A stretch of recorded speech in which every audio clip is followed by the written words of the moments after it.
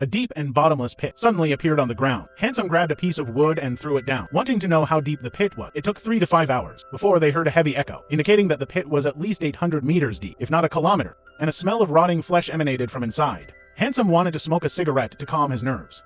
But to his surprise, the flame of his lighter turned blue. Jack speculated that they had encountered some flammable, unknown gas. Gigi snatched the lighter and extinguished the flame just as the two were arguing over the ancestral lighter. The speakers above suddenly blurred, an alarm frightening the two Handsomes. They had no choice but to run and escape the scene as fast as they could. Little did they know, the mysterious creatures in the deep had already awakened. On the first day of school, the principal established an unwritten rule. No students were allowed to go to the back mountain of the school to explore. Little did they know, the school was built around a massive coal mine, the surrounding primitive forest. The principal had only started the school as a side business. True purpose was the enormous coal reserves in the back mountain. On that day, Jack and Joe sneaked off to the river to go fishing. While resting, they caught a whiff of a strangely foul smell. Initially thinking it was dead fish in the sewer, unaware of anything suspicious, they followed the smell deeper into the forest. Soon they came across a surprising sight. A towering tower stood not far away, following thick smoke without any cost. As they were captivated by the scene, the school patrol car suddenly appeared.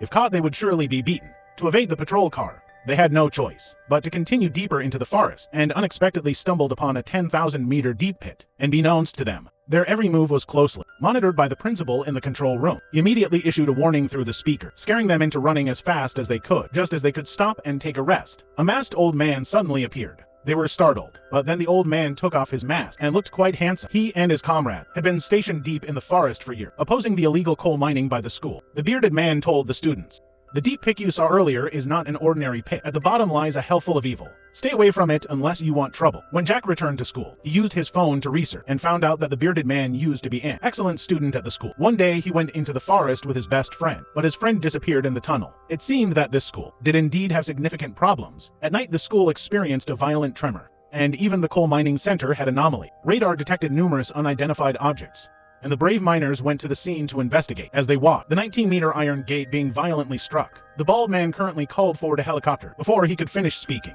the monsters broke through the gate. After a series of screams, all the miners were inexplicably transported to Mars. Students who heard the commotion rushed to the scene, only to find the helicopters scattered on the ground. Strangely, there were no bodies found at the accident scene, but they unexpectedly discovered an adorable creature. An unidentified creature revealed its to sexy things. The beauty initially wanted to capture it and keep it as a pet, but in the next second, the monster suddenly flew onto her face and started burrowing into her body. She desperately tried to shake it off, but the itchy and painful sensation was overwhelming. In her desperation, she ripped off her clothes and used them to tightly wrap the monster, then began smashing it against a tree stump with all her might. The fierce and brutal action left the nearby students in awe. Soon the monster was completely smashed to pieces. They immediately brought the remains of the monster to the principal's office. The principal took a quick glance and simply said it was just a malnourished wild boar, and that the meat of this type of boar was very tender. He even mentioned that he would catch a couple of them tomorrow to add to the students' meals. Next, Beauty revealed the news of a mine collapse in the forest. Unexpectedly, in order to preserve the secret, the principal decided to expel all of them from the school on the spot, just as things were getting critical.